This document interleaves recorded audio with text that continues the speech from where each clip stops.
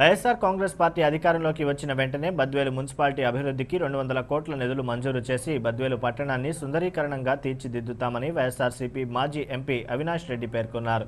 మంగళవారం బద్వేలు పట్టణం జయసుబ్బారెడ్డి కళాశాలలో మార్కెట్ యార్డ్ మాజీ చైర్మన్ జయసుబ్బారెడ్డి, గుంతపల్లె మాజీ సర్పంచ్ గాజలపల్లె రామసుబ్బారెడ్డి, వారి అనుచరులు ఎమ్మెల్సీ గోవిందరెడ్డి ఆధ్వర్యంలో టీడీపీ నుంచి వైసీపీలోకి చేరారు. అనంతరం అక్కడ ఏర్పాటు చేసిన సమావేశంలో మాజీ ఎంపీ అవినాష్ రెడ్డి మాట్లాడుతూ, గతంలో దివంగత వైఎస్ రాజశేఖర్ రెడ్డి బద్వేలు మున్సిపల్ అభివృద్ధికి 100 కోట్ల నిధులు మంజూరు చేశారని, అయితే దురదృష్టవశాత్తు ఆయన మరణించడంతో నిధులు ఆగిపోయాయని, తర్వాత అధికారంలోకి వచ్చిన టీడీపీ ప్రభుత్వం బద్వేలు మున్సిపల్ అభివృద్ధికి ₹1 గానీ నిధులు మంజూరు చేయలేదని ఎద్దేవా చేశారు. అలాగే బ్రహ్మసాగర్కు పుష్కలంగా నీరు నింపి తద్వారా బద్వేలు ప్రాంతానికి నీరు మళ్లిస్తామని తెలిపారు. జగన్మోహన్ రెడ్డి నవరత్నాలను చూసి ప్రతి ఒక్కరూ టీడీపీ నుంచి వైసీపీలోకి వలసలు వస్తున్నారని, వారిని సాధారణంగా పార్టీలోకి ఆహ్వానించడం జరుగుతోందన్నారు. ఈ కార్యక్రమంలో MLC DC Govindareddy, Gurumohan, Sundar Ramireddy, Rajagopal Reddy, Paul Reddy, Yadareddy, Kareemulla, Ramasubbareddy, Jayasubbareddy తదితరులు పాల్గొన్నారు. ఇప్పుడు ఒక గంట చూసుకొని ఆయన వచ్చినారు.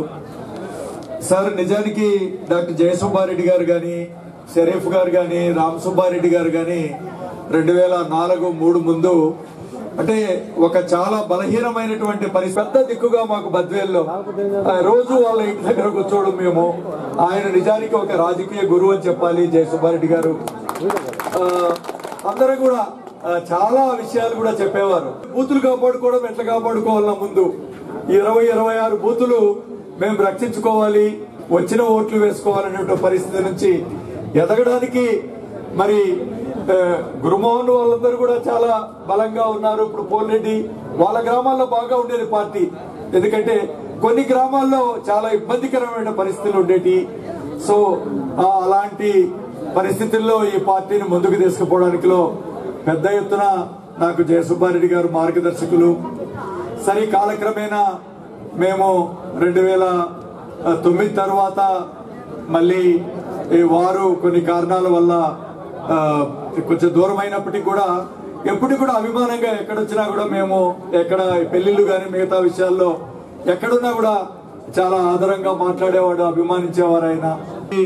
బద్వేల్లో చాలా అనుకూలమైనటువంటి పరిస్థితులు ఉన్నాయి.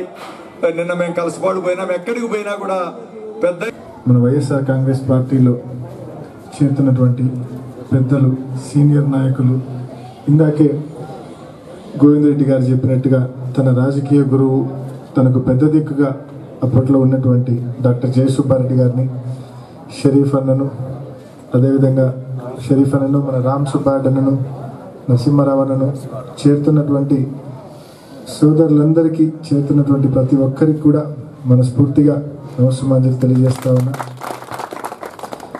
ఇవాళ పార్టీలో చేరుతున్న మిమ్మల్ని అందరినీ మనస్ఫూర్తిగా మేము పార్టీలోకి ఆహ్వానిస్తా ఉన్నాం. ఇందాక మాట్లాడినప్పుడు జయసుబ్బారెడ్డి గారు కానీ, గోవిందరెడ్డి గారు కానీ, అదేవిధంగా మన అల్లా బకాష్ అన్న కానీ వీళ్ళందరూ మాట్లాడినప్పుడు బద్వేల్లో అభివృద్ధి గురించి మాట్లాడారు. బద్వేల్ నియోజకవర్గం అంటే గత 5 సంవత్సరాలుగా గోవిందరెడ్డి గారు, నేను ఒకటే ఆలోచన మాలో ఉన్నాయి. అవేంటంటే ఫస్ట్ అండ్ ఫార్మోస్ట్ బ్రహ్మంసాగర్కు పెద్ద ఎత్తున నీళ్లు తీసుకొని రావాలా ప్రతి ఏడాది. అప్పట్లో రాజశేఖర రెడ్డి గారు ముఖ్యమంత్రిగా ఉన్నప్పుడు కాలువలు చాలా చిన్నగా ఉన్నప్పటికీ అప్పటికి అంటే పోతిరెడ్డిపాడు 11,000 ఉన్నింది. బనకచెర్ల నుంచి మళ్ళా వెలుగోడుకు కేవలం 4,000 క్యూసెక్కుల కాలువే ఉన్నింది. వెలుగోడు నుంచి బ్రహ్మంసాగర్కు 4,000 క్యూసెక్కులు ఉన్నింది. ఆ పరిస్థితుల్లోనే బ్రహ్మంసాగర్కు రాజశేఖర రెడ్డి గారు ఉన్నప్పుడు 12.9 టీఎంసీలు నీళ్లు ఇచ్చినారు ఫస్ట్ ఇయర్. ఆ తర్వాత ఆయన బతుకున్నంత కాలం నీళ్లు, ఆయన ముఖ్యమంత్రిగా ఉన్నంత కాలం నీళ్లు బాగా వచ్చాయి. ఆయన చనిపోయినప్పటి నుంచి నిజంగా బ్రహ్మంసాగర్ కూడా శాపం తగిలినట్టుగా అస్సలు నీళ్ళు రావడం లేదు ఆయన చనిపోయినప్పటి నుంచి కూడా. కానీ ఖచ్చితంగా రాబోయే రోజుల్లో ఈరోజు మనకు పైన మెరుగైన అవకాశాలు ఉన్నాయి. రాజశేఖర రెడ్డి గారు పోతిరెడ్డిపాడు 44,000 క్యూసెక్కులు కాలువ పెంచినారు, విశాలం చేసినారు. అదేవిధంగా మన ప్రాంతం పట్ల వాళ్ళకి చిత్తశుద్ధి లేకపోవడం వల్లనే కాలువలు పెద్దగా ఉన్నప్పటికీ కూడా మనకు నీళ్లు తేడంలో ఈ ప్రభుత్వాలు విఫలమవుతా ఉన్నాయి. మన రైతుల పట్ల వాళ్ళకి ప్రేమ లేదు, ఈ జిల్లా పట్ల వాళ్ళకి చిత్తశుద్ధి లేదు, ప్రేమ లేదు. కాబట్టి ఖచ్చితంగా రాబోయే మన ప్రభుత్వంలో రాజోలి ఆనకట్ట కట్టాలి. అదేవిధంగా కుందు నుంచి డైరెక్ట్ గా 100 కిలోమీటర్లోకి తెలుగుగా 100 కిలోమీటర్లోకి ఒక ఎత్తిపోతల పథకం ఏర్పాటు చేసి ఖచ్చితంగా రోజుకు ఒక 3000 క్యూసెక్కులుగా నా కాలువలోకి మనం 100 కిలోమీటర్లు తీసుకోగలిగితే SR1 SR2 నింపి బ్రహ్మం సాగర్ ను ఖచ్చితంగా ప్రతి ఏడాది 12 టీఎంసీలు తెచ్చుకునే అవకాశం మనకు మెండుగా ఉంటుంది. 3000 క్యూసెక్కులు అంటే పైన వస్తాయి. కాబట్టి ఈ వెసులుబాటు మనం ఖచ్చితంగా వినియోగించుకోవాలి. మీరు చూస్తారు కుందు సంవత్సరానికి కనీసం 5-6 నెలలు పడుతుంది కదా, మినిమం 5-6 నెలలు పడుతుంది. ఈరోజు సోమశిలకు వచ్చే నీళ్ళన్నీ కుందులో వచ్చేటివే. కుందు నుంచి పెన్నాలకు వస్తాయి. పెన్ను ఖచ్చితంగా జగన్మోహన్ రెడ్డి ద్వారా పెద్దలు గోవింద్ రెడ్డి గారి నాయకత్వంలో ఆ పథకానికి ఖచ్చితంగా మంజూరు చేయించి ఈ ప్రాంతానికి సస్యశ్యామలంగా మరి ఖచ్చితంగా బ్రహ్మం సాగర్ కు ప్రతి ఏడాది 12 టీఎంసీలు తెచ్చే కార్యక్రమం మొట్టమొదటిగా చేయాలనేది మా ఇద్దరి ఆలోచన, వెంకట సుబ్బయ్య గారి ఆలోచన, మా ముగ్గురి ఆలోచన ఇదే. జగన్మోహన్ రెడ్డి గారు కూడా పాదయాత్రలో బద్వేలు నియోజకవర్గానికి సంబంధించిన రైతులు నాయకులు అందరూ కూడా పాదయాత్రలో దువ్వూరు దగ్గర అడిగినారు జగన్మోహన్ రెడ్డి గారు.